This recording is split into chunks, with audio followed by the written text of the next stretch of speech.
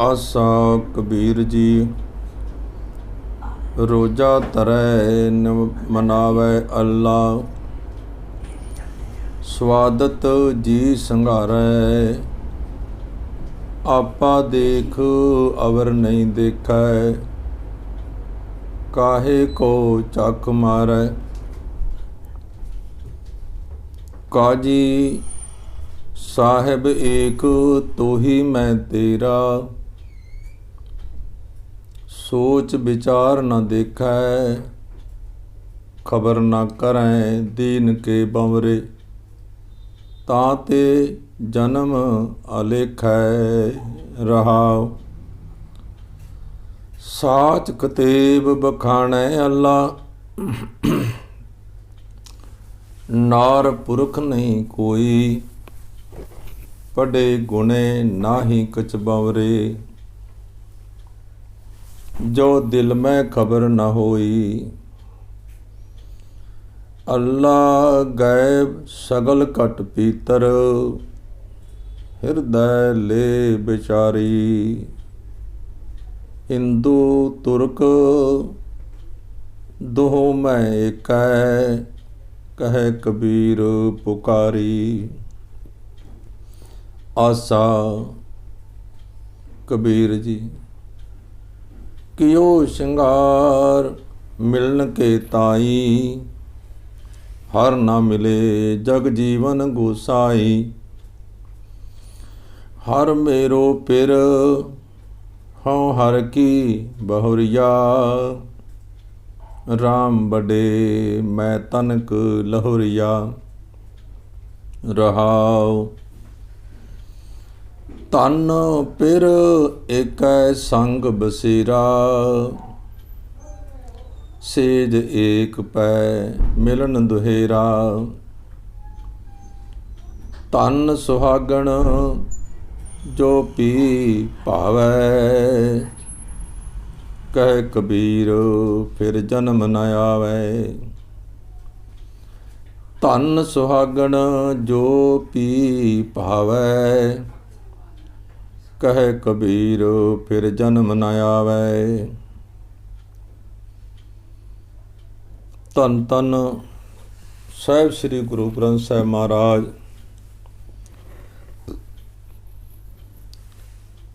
गुरु बाणी गुरु ग्रंथ साहिब विच आसा दी आसा राग विच भगत कबीर जी दी बाणी है। सो भगत कबीर जी बख्शिश करते हैं बाणी विच, कहते हैं रोजा धरै। काजी नूं मुखातिब हो के बोल रहे हैं। कहते हैं रोजा धरै मनावै अल्लाह, स्वादत जी संघारे। जो कुर्बानी देते हैं बकरे दी, रोजे धरते हैं, रोजे रखते हैं, तो अखीर वाले दिन जिदन बकरा ईद होंदी है, वो बकरा वढ़ के तो ये रस्म बनाई हुई है काजी ने। कबीर जी कहते हैं कि रोजा धरै मनावै अल्लाह, स्वादत जी संघारे। कहते हैं काजी रोजा रखता है, रोजियां दे अखीर ते दिन, ईद वाले दिन अल्लाह दे नां ते कुर्बानी देंदा है। अल्लाह दे नां ते कुर्बानी देंदा है, पर अपने स्वाद की खातर ये जीव मारदा है, बकरा ईद नूं मनांदा है। बकरा ईद मनांदा है, भाव जिंद नूं कटदा है, वढ़दा है, खत्म करदा है, ते रोज़ियां दे नां ते अल्लाह दे नां ते। स्वाद जीव दा आप नूं है। स्वादत जी संघारे, स्वाद जीव दा अपना है खाण दा, ते जी संघारे मतलब वो कतल करदा है जी दा। कहंदे आपा देख अवर नहीं देखै, काहे को चख मारै। अपने स्वार्थ नूं अखां नाल अगे रख के ਹੋਰਨਾਂ ਦੀ ਪਰਵਾਹ ਨਹੀਂ ਕਰਦਾ। ਬਈ ਆਪਣਾ ਸਵਾਰਥ ਹੈ ਕਿ ਜੀਭ ਦਾ ਸਵਾਦ ਹੈ, ਮਾਸ ਖਾਣਾ ਹੈ, ਬਾਕੀ ਹੋਰਨਾਂ ਬਾਰੇ ਨਹੀਂ ਵਿਚਾਰਦਾ,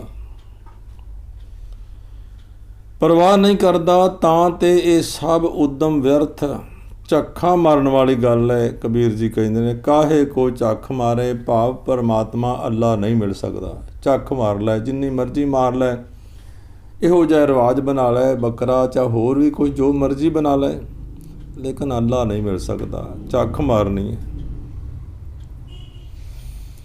ਹੁਣ ਕਹਿੰਦੇ ਕਾਜੀ ਨੂੰ ਆਵਾਜ਼ ਮਾਰ ਕੇ ਕਹਿੰਦੇ, ਹਾਂ ਕਾਜੀ ਸਾਹਿਬ ਏਕ ਤੋ ਹੀ ਮੈਂ, ਤੇਰਾ ਸੋਚ ਵਿਚਾਰ ਨਾ ਦੇਖੈ। ਕਹਿੰਦੇ ਹੇ ਕਾਜੀ, ਸਾਰੇ ਜਗਤ ਦਾ ਮਾਲਕ ਤੇ ਇੱਕੋ ਹੀ ਹੈ ਰੱਬ। ਤੂੰ ਅੱਲਾ ਕਹਿ ਲੈ, ਰੱਬ ਕਹਿ ਲੈ, ਉਹ ਤੇਰਾ ਵੀ ਰੱਬ ਹੈ ਤੇ ਤੇਰੇ ਅੰਦਰ ਵੀ ਮੌਜੂਦ ਹੈ ਉਹ ਰੱਬ, ਪਰ ਤੂੰ ਸੋਚ ਵਿਚਾਰ ਕੇ ਤੱਕਦਾ ਨਹੀਂ ਵੀ ਉਹ ਅੱਲਾ ਸਾਰਿਆਂ ਵਿੱਚ, ਸਭ ਦੇ ਵਿੱਚ ਹੈ। ਇੱਕੋ ਹੀ ਅੱਲਾ ਹੈ, ਇੱਕੋ ਹੀ ਰੱਬ ਹੈ ਸਭ ਦੇ ਵਿੱਚ। ਸਾਹਿਬ ਏਕ ਤੋ ਹੀ ਮੈਂ, ਤੇਰਾ ਸੋਚ ਵਿਚਾਰ ਨਾ ਦੇਖੈ। ਤੂੰ ਇਸ ਦਿਮਾਗ ਨਾਲ ਵਿਚਾਰ ਨਹੀਂ ਕਰਦਾ ਵੀ ਸਾਰਿਆਂ ਵਿੱਚ ਤੇ ਇੱਕੋ ਹੀ ਰੱਬ ਹੈ। ਖਬਰ ਨਾ ਕਰੈ ਦੀਨ ਕੇ ਬਮਰੇ, ਤਾਂ ਤੇ ਜਨਮ ਅਲੇਖੈ। ਖਬਰ ਨਾ ਕਰੈ ਭਾਵ ਤੂੰ ਸਮਝਦਾ ਹੀ ਨਹੀਂ। ਖਬਰ ਨਾ ਕਰੈ, ਤੂੰ ਤੇ ਕਰਦਾ ਖਬਰ ਨਹੀਂ, ਆਪਣੇ ਦਿਮਾਗ ਨੂੰ ਖਬਰ ਹੀ ਨਹੀਂ ਕਰਦਾ, ਆਪਣੇ ਦਿਮਾਗ ਨਾਲ ਵਿਚਾਰ ਹੀ ਨਹੀਂ ਕਰਦਾ, ਭਾਵ ਤੂੰ ਸਮਝਦਾ ਹੀ ਨਹੀਂ। ਦੀਨ ਕੇ ਬੌਰੇ, ਮਜ਼ਹਬ ਦੇ ਵਿੱਚ ਕਮਲੇ ਹੋਏ ਕਾਜੀ, ਤੂੰ ਸਮਝਦਾ ਹੀ ਨਹੀਂ। ਇਹ ਸ਼ਰ੍ਹਾ ਦੇ ਵਿੱਚ ਕਮਲੇ ਹੋਏ ਕਾਜੀ, ਤੂੰ ਇਸ ਭੇਤ ਨੂੰ ਸਮਝਦਾ ਹੀ ਨਹੀਂ। ਇਸ ਵਾਸਤੇ ਤੇਰੀ ਉਮਰ, ਤੇਰਾ ਜੀਵਨ ਵਿਅਰਥ ਜਾ ਰਿਹਾ ਹੈ, ਵਿਅਰਥ ਝੱਖ ਮਾਰਨਾ ਪਿਆ ਹੈ। ਸਵਾਦ ਵਾਸਤੇ ਬੱਕਰੇ ਵੜਦਾ ਫਿਰਦਾ। ਸਾਚ ਕਤੇਬ ਬਖਾਣੈ ਅੱਲਾ, ਨਾਰ ਪੁਰਖ ਨਹੀਂ ਕੋਈ। ਹੁਣ ਕਹਿੰਦੇ ਨੇ ਹੇ ਕਾਜੀ, ਤੁਹਾਡੀਆਂ ਆਪਣੀਆਂ ਮਜ਼ਹਬੀ ਕਿਤਾਬਾਂ ਜਿਹੜੀਆਂ ਨੇ ਨਾ, ਇਹ ਵੀ ਆਖਦੀਆਂ ਹਨ ਕਿ ਅੱਲਾ ਸਦਾ ਕਾਇਮ ਰਹਿਣ ਵਾਲਾ, ਸੱਚ ਸਦਾ ਰਹਿਣ ਵਾਲਾ, ਸਾਚ, ਬਈ ਉਹ ਅੱਲਾ, ਉਹ ਰੱਬ ਸਦਾ ਰਹਿਣ ਵਾਲਾ। ਤੁਹਾਡੀਆਂ ਕਿਤਾਬਾਂ ਵੀ ਮੰਨਦੀਆਂ ਨੇ। ਸਾਰੀ ਦੁਨੀਆ ਅੱਲਾ ਦੀ ਪੈਦਾ ਕੀਤੀ ਹੋਈ ਹੈ, ਇਹ ਕਿਤਾਬਾਂ ਤੁਹਾਡੀਆਂ ਮੰਨਦੀਆਂ ਨੇ। ਨਾਰ ਪੁਰਖ ਨਹੀਂ ਕੋਈ, ਉਸ ਅੱਲਾ ਦੇ ਨੂਰ ਤੋਂ ਬਿਨਾ ਕੋਈ ਜਨਾਨੀ, ਕੋਈ ਬੰਦਾ ਪੈਦਾ ਨਹੀਂ ਹੋ ਸਕਦਾ। ਉਸ ਤੋਂ ਬਿਨਾ ਕੋਈ ਪੈਦਾ ਨਹੀਂ ਹੋ ਸਕਦਾ, ਉਸ ਤੋਂ ਬਿਨਾ ਕੋਈ ਜਿਉਂਦਾ ਨਹੀਂ ਰਹਿ ਸਕਦਾ। ਇਹ ਤੁਹਾਡੀਆਂ ਕਿਤਾਬਾਂ ਵੀ ਮੰਨਦੀਆਂ ਨੇ। ਮਜ਼ਹਬੀ ਕਿਤਾਬਾਂ, ਤੁਹਾਡੇ ਧਰਮ ਦੀਆਂ ਕਿਤਾਬਾਂ ਜਿਹੜੀਆਂ ਨੇ। ਪੜ੍ਹੇ ਗੁਣੇ ਨਹੀਂ ਕਛੂ ਬੰਵਰੇ, ਜੋ ਦਿਲ ਮੈਂ ਖਬਰ ਨਾ ਹੋਈ। ਪਰ ਕਮਲੇ ਮਨਾ, ਕਮਲੇ ਕਾਜੀ, ਜੇ ਤੇਰੇ ਦਿਲ ਵਿੱਚ ਇਹ ਸੋਝ ਹੀ ਨਹੀਂ, ਸਮਝ ਨਹੀਂ ਪਈ, ਖਬਰ ਹੀ ਨਹੀਂ ਪਈ ਤੇਰੇ ਦਿਲ ਵਿੱਚ, ਤੇਰੇ ਦਿਮਾਗ ਮਾਈਂਡ ਵਿੱਚ, ਤਾਂ ਮਜ਼ਹਬੀ ਕਿਤਾਬਾਂ ਨੂੰ ਨਿਰਾ ਪੜ੍ਹਨ ਤੇ ਵਿਚਾਰਨ ਦਾ ਕੋਈ ਲਾਭ ਨਹੀਂ। ਪੜ੍ਹੇ ਗੁਣੇ, ਪੜ੍ਹਨ ਦਾ ਵਿਚਾਰਨ ਦਾ ਤੇਰਾ ਕੀ ਫਾਇਦਾ ਜੇ ਤੇਰੀ ਦਿਲ ਤੇ ਦਿਮਾਗ ਤੱਕ ਗੱਲ ਹੀ ਨਹੀਂ ਅਪੜੀ, ਸਮਝ ਹੀ ਨਹੀਂ ਆਈ, ਭਾਵ ਦਿਲ ਤੇ ਦਿਮਾਗ ਨੂੰ ਅਸਰ ਹੀ ਨਹੀਂ ਹੋਇਆ ਤੇਰੇ ਨੂੰ, ਤੇ ਕਿਤਾਬਾਂ ਪੜ੍ਹਨ ਦਾ ਕੀ ਫਾਇਦਾ।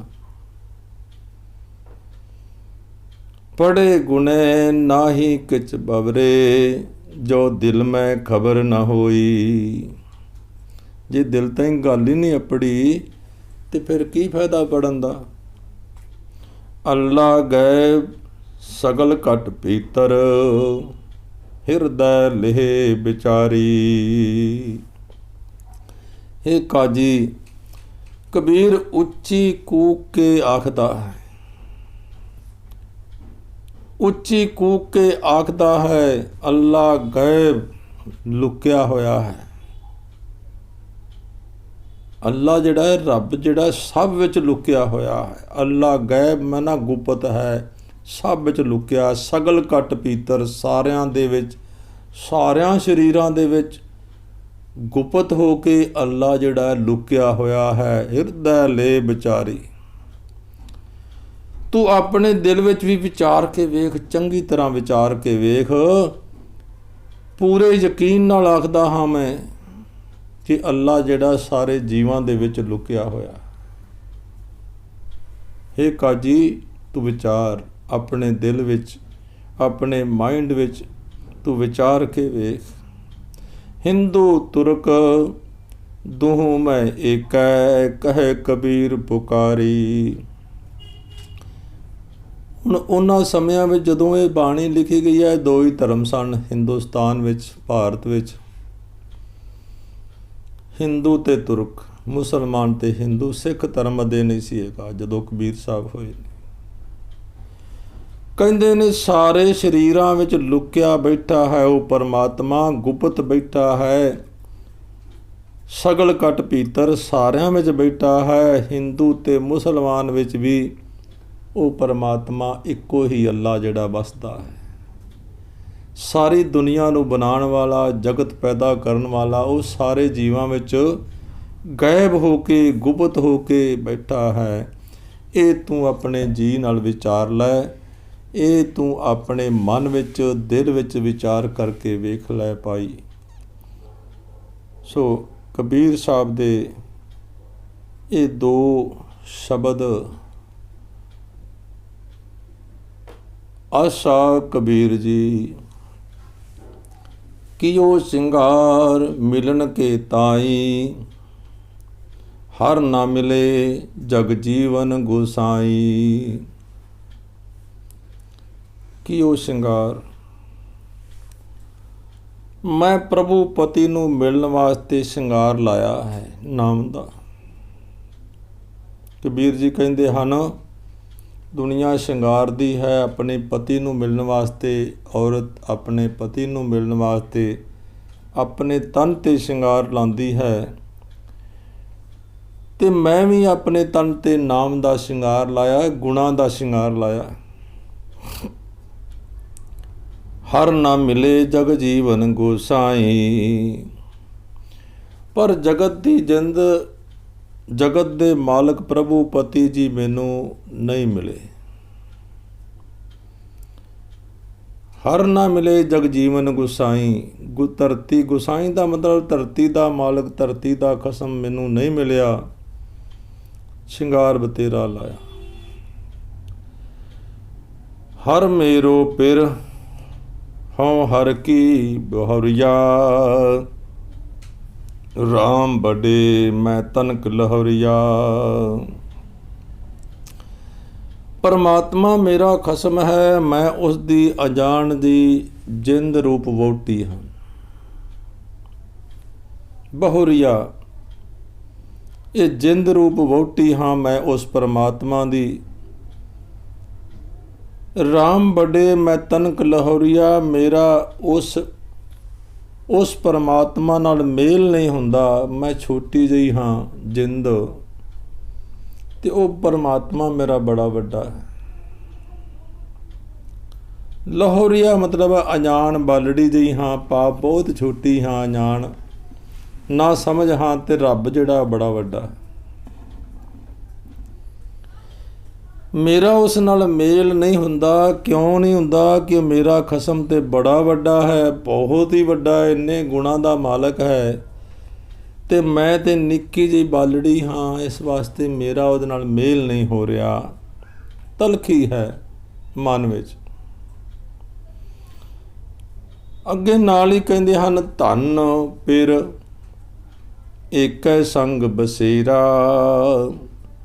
ਸੇਜ ਏਕ ਪੈ ਮਿਲਣ ਦੁਹੇਰਾ। ਕਹਿੰਦੇ ਨੇ ਮੈਂ ਜਿੰਦ ਜੀਵ ਜਿਹੜਾ, ਇਹ ਜਿੰਦ ਵਹੁਟੀ ਤੇ ਖਸਮ ਪ੍ਰਭੂ ਦਾ ਵਸੇਬਾ ਇੱਕੋ ਥਾਂ 'ਤੇ ਹੈ।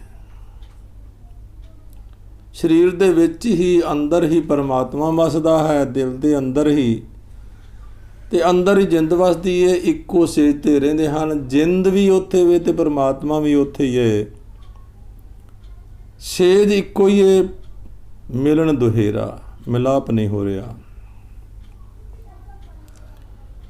ਸਾਡੀ ਦੋਹਾਂ ਦੀ ਸੇਜ ਇੱਕੋ ਹੀ ਹੈ, ਪਰ ਫਿਰ ਵੀ ਉਸ ਪਰਮਾਤਮਾ ਨੂੰ ਮਿਲਣਾ ਬੜਾ ਔਖਾ ਹੈ। ਮਿਲਾਪ ਨਹੀਂ ਹੋ ਰਿਹਾ, ਇਹ ਤਲਖੀ ਹੋ ਰਹੀ ਹੈ, ਇਹ ਤਲਖੀ ਹੋ ਰਹੀ ਹੈ, ਮਿਲਾਪ ਨਹੀਂ ਹੋ ਰਿਹਾ ਉਸ ਪਰਮਾਤਮਾ ਨਾਲ। ਨਾਲ ਕਹਿੰਦੇ ਹਨ, ਧੰਨ ਸੁਹਾਗਣ ਜੋ ਪੀ ਭਾਵੈ, ਕਹਿ ਕਬੀਰ ਫਿਰ ਜਨਮ ਨ ਆਵੈ। ਬੜੀ ਵੱਡੀ ਗੱਲ ਕਹਿੰਦੇ ਹਨ ਕਬੀਰ ਜੀ, ਧੰਨ ਹੈ ਉਹ ਜੀਵ ਇਸਤਰੀ ਜਿੰਦ, ਜਿਹੜੀ ਜਿੰਦ ਉਸ ਪ੍ਰਭੂ ਨੂੰ ਚੰਗੀ ਲੱਗ ਜਾਏ, ਪਸੰਦ ਆ ਜਾਏ। ਧੰਨ ਸੁਹਾਗਣ ਜੋ ਪੀ ਭਾਵੈ, ਪੀ ਮਤਲਬ ਪਤੀ ਨੂੰ, ਪਰਮੇਸ਼ਰ ਨੂੰ ਚੰਗੀ ਲੱਗ ਜਾਏ, ਉਹ ਧੰਤਾ ਯੋਗ ਹੈ। ਉਹ ਸੁਹਾਗਣ ਜਿੰਦ ਜੀਵ ਇਸਤਰੀ, ਕਬੀਰ ਕਹਿੰਦੇ ਉਹ ਜੀਵ ਇਸਤਰੀ ਫਿਰ ਜਨਮ ਮਰਨ ਦੇ ਗੇੜ ਵਿੱਚ ਨਹੀਂ ਆਉਂਦੀ। ਪਰਮਾਤਮਾ ਦੇ ਗੁਣ ਉਹਦੇ ਵਿੱਚ ਸਾਰੇ ਆ ਜਾਂਦੇ ਨੇ, ਕਿਉਂ ਪ੍ਰਭੂ ਪਤੀ ਦੀ ਉਹ ਕੋਮਲ ਵਹੁਟੀ ਬਣ ਜਾਂਦੀ ਹੈ। ਪ੍ਰਭੂ ਪਤੀ ਦੇ ਨਾਲ ਮਿਲਾਪ ਹੋਣ ਦੇ ਨਾਲ ਪ੍ਰਭੂ ਪਤੀ ਵਾਲੇ ਸਾਰੇ ਗੁਣ ਉਹਦੇ ਵਿੱਚ ਆ ਜਾਂਦੇ ਹਨ। ਉਹ ਪਰਮਾਤਮਾ ਦਾ ਰੂਪ ਹੋ ਜਾਂਦੀ ਹੈ। ਜਿੰਦ ਜਿੰਦ ਵਹੁਟੀ ਮਰਨ ਵਰ ਲੈ ਚੱਲੀ ਪਰਨਾਏ। ਉਹ ਉਸ ਜਿੰਦ ਨੂੰ ਜਦੋਂ ਪਰਨਾ ਕੇ ਲੈ ਜਾਂਦਾ ਹੈ, ਉਹ ਪਰਮਾਤਮਾ ਤੇ ਪਰਮਾਤਮਾ ਦਾ ਰੂਪ ਹੋ ਜਾਂਦੀ ਹੈ। ਸੋ ਇੰਨੀਆਂ ਬੇਨਤੀਆਂ ਪ੍ਰਵਾਨ ਕਰਨੀਆਂ, ਦੋ ਸ਼ਬਦ ਕਬੀਰ ਸਾਹਿਬ ਜੀ ਦਾ ਵਿਚਾਰ ਕੀਤਾ ਹੈ। ਤੁੱਛ ਬੁੱਧੀ ਅਨੁਸਾਰ ਗੁਰੂ ਬਖਸ਼ਿਸ਼ ਕਰੇ, ਪ੍ਰਵਾਨ ਕਰ ਲੈਣਾ, ਭੁੱਲਾਂ ਨਾ ਚਿਤਾਰਨਾ। ਵਾਹਿਗੁਰੂ ਜੀ ਕਾ ਖਾਲਸਾ, ਵਾਹਿਗੁਰੂ ਜੀ ਕੀ ਫਤਿਹ।